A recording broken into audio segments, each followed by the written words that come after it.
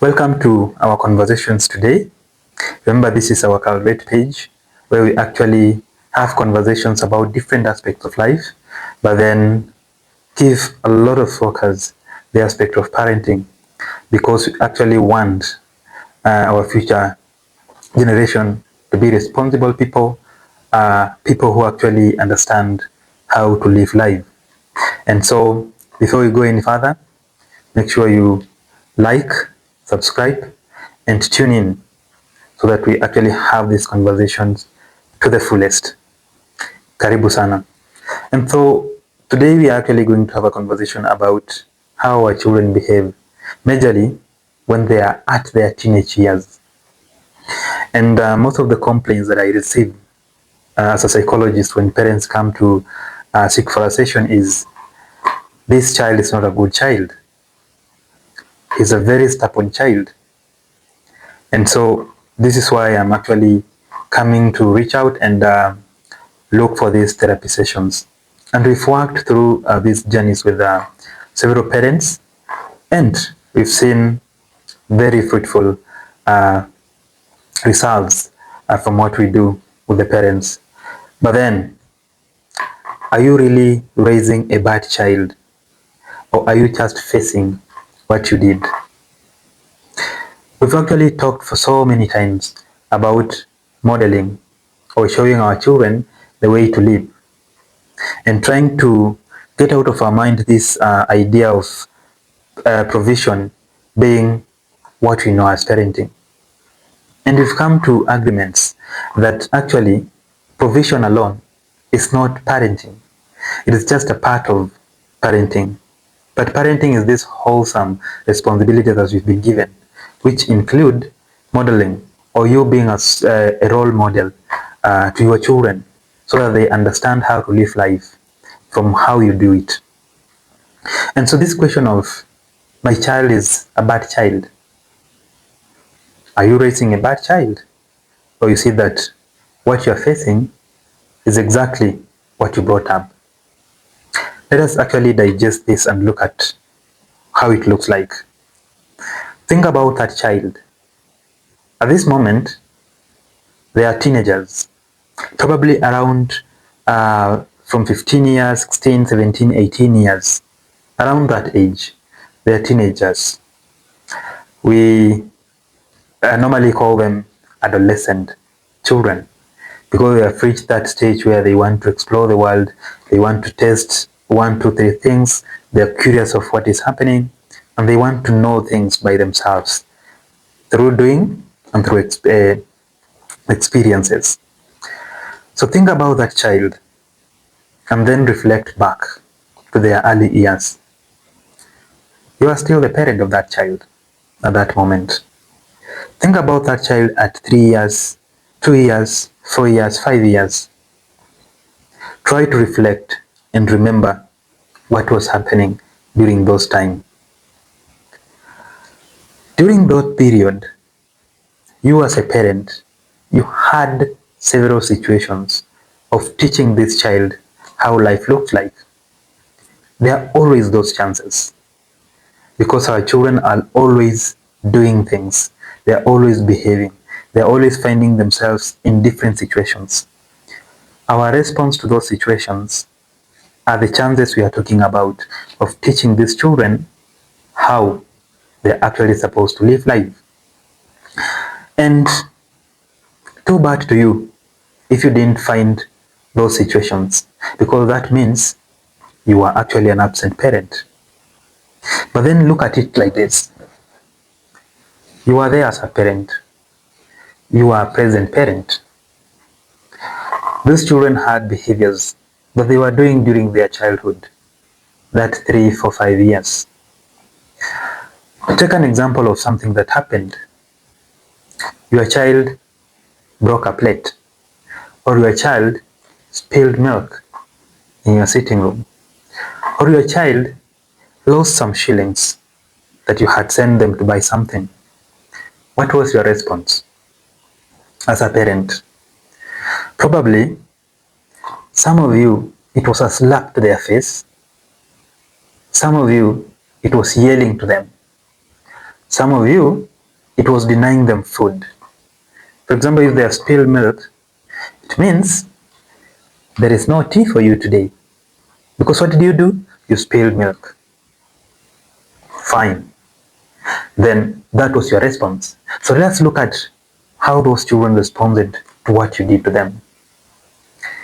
If you slapped them, probably there was that angry face to their children.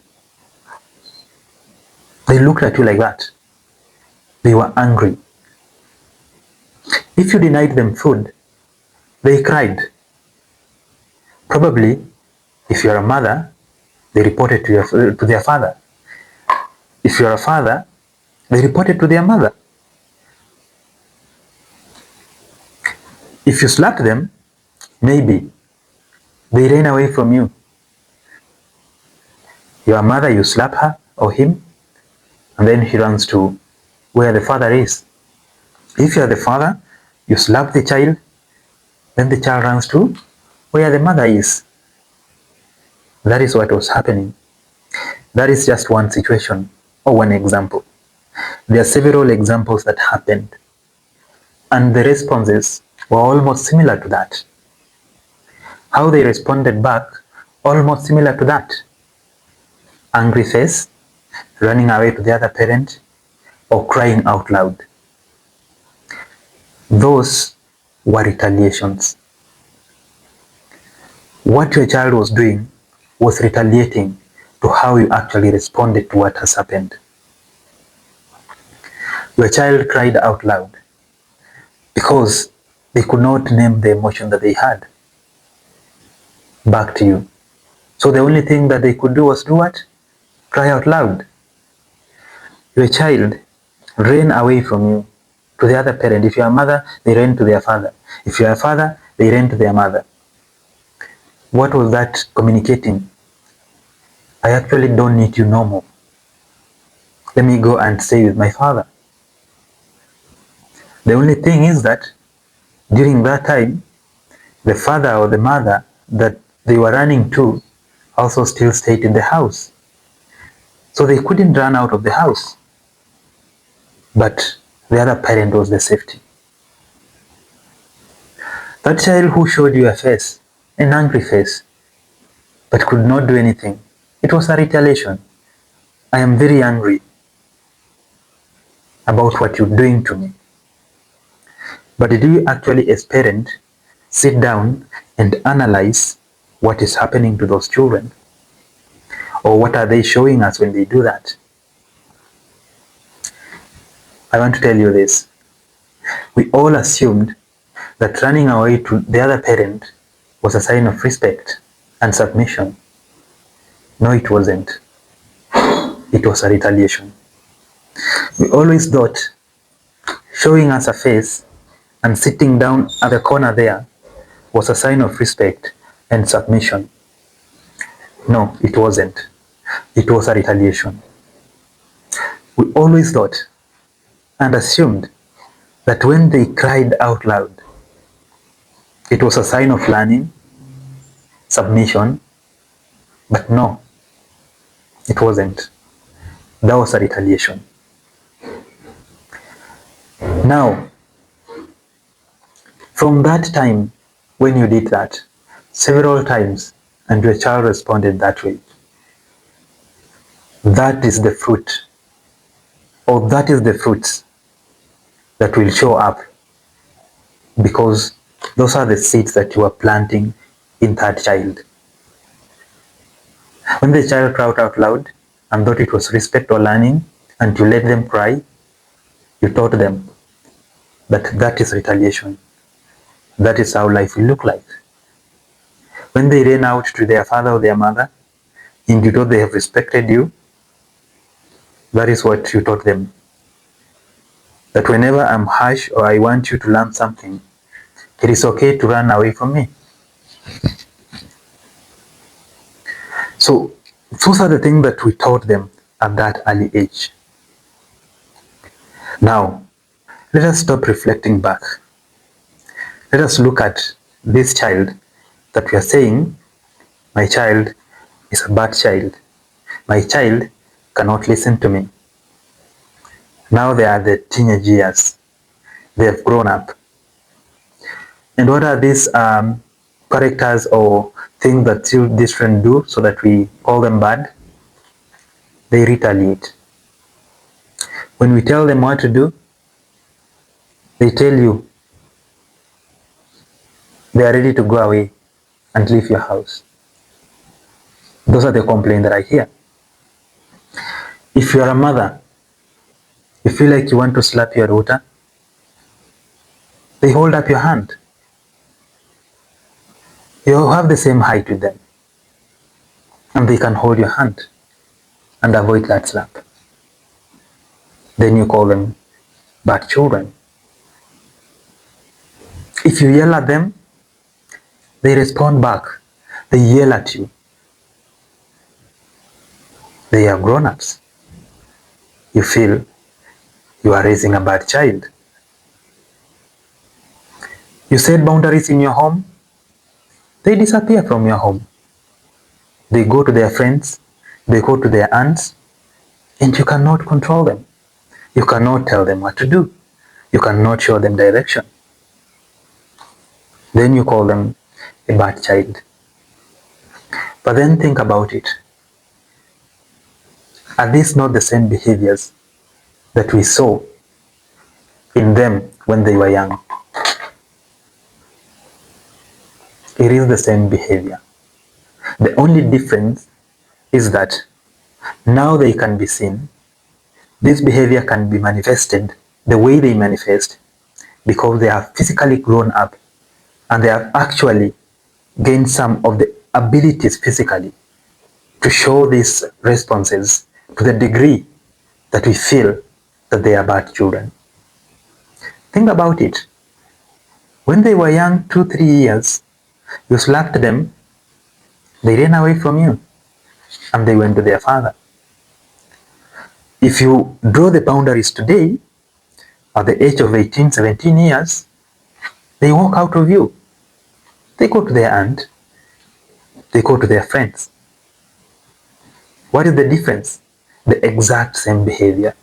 But this time round, it's because they have physical ability to make these retaliations look more effective. When you slapped them at 3 years, they cried out loud. Today, when you want to direct them and yell at them, they yell back at you. It is the same exact behavior, but this time round, it is more visible. Because of what? They have grown up, and that behavior has grown with them. That is why we see it that way.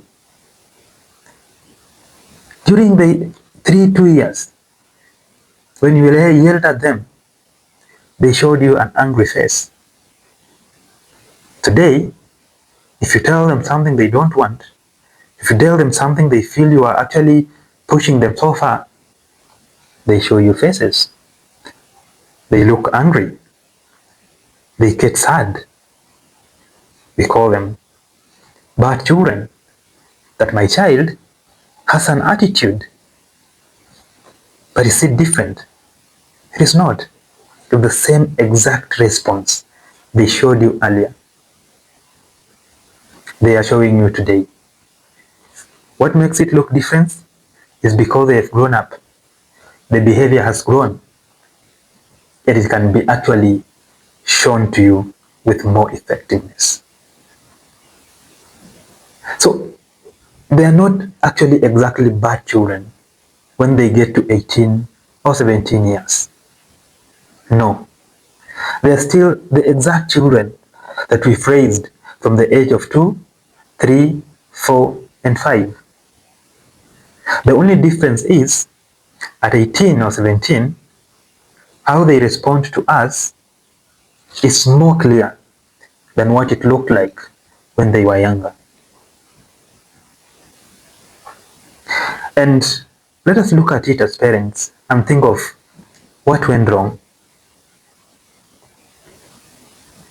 One of the things that went wrong is that we never repaired and we never taught them. All that we used to do was one thing,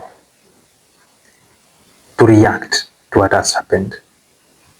If a child spilled milk or broke a plate or went to the market and dropped some cash and they couldn't buy what you sent them, all that we did was one thing, react to it. And how did we react? With anger, yelling, and physical assault to our own children. Yes, we are humans. That can happen. But did you remember to repair that? When you yelled at your child and she cried, what you forgot to do, what you did actually forget, is calling your child, sitting them down, and telling them this, that yelling to you was wrong. I shouldn't have yelled at you. I didn't control myself because what has happened affected me in this manner. But I want you to know that I wasn't supposed to yell at you. I'm sorry, but this is what you are supposed to do to make sure that next time you do not do such mistake again. In the process, the child realizes that we are supposed to take responsibility of how we behave. And then they learn that to avoid these mistakes, you're supposed to do 1, 2, 3 things so that next time it doesn't happen again. So your child has learned that if I'm sent to the market, I'm supposed to keep money in this manner. And if I do this way, I'm not going to drop this money. I'll actually manage to get to the market and buy what I've been sent to buy. The child will understand that as a person, how you behave or whatever you do, you should also be able to take responsibility of your actions. Because my mom or my dad yelled at me, they owned it, they apologized, and they taught me what to do next. They learn it. If we had done that, our children would have grown up differently as opposed to what they are today. But then the question is, then what do we do now? It is happening at the moment. Is it too late? My answer is the best time was 16 years ago. The second best time is today. Start being conscious of what you do to this child. Start repairing what happened. Start teaching them calmly, respectfully, and showing them that what actually happened previously wasn't really what was meant to happen. Sometimes we're also humans and we can make mistakes, but let us correct these things as we move forward. But then if behaviors and some of the things that the children are doing are beyond repair by the parent, you can always seek for therapy and seek for counseling for these children, and then they will learn and unlearn the behavior that they learned previously and learn new behaviors. Behavior is something that we learn. We can unlearn and learn new behaviors. But then that one will take some time. So parents will also need to have patience for that. It's a behavior that has been learned from 3 years, 2 years, all the way to 16 years, 17 years. So it's something that has been there for quite some time. And learning it might take time as well. And then relearning new behaviors. So it's not too late. Do not resent your children. Do not punish them. Do not throw them out of your home. Look for help and try to help your children and learn those behaviors that you feel they are bad behaviors and let them relearn new behaviors. As a parent, always know that parenting is a calling. Whenever we've made mistakes in our parenting, let us embrace those mistakes, learn from them, and develop ourselves, then become better.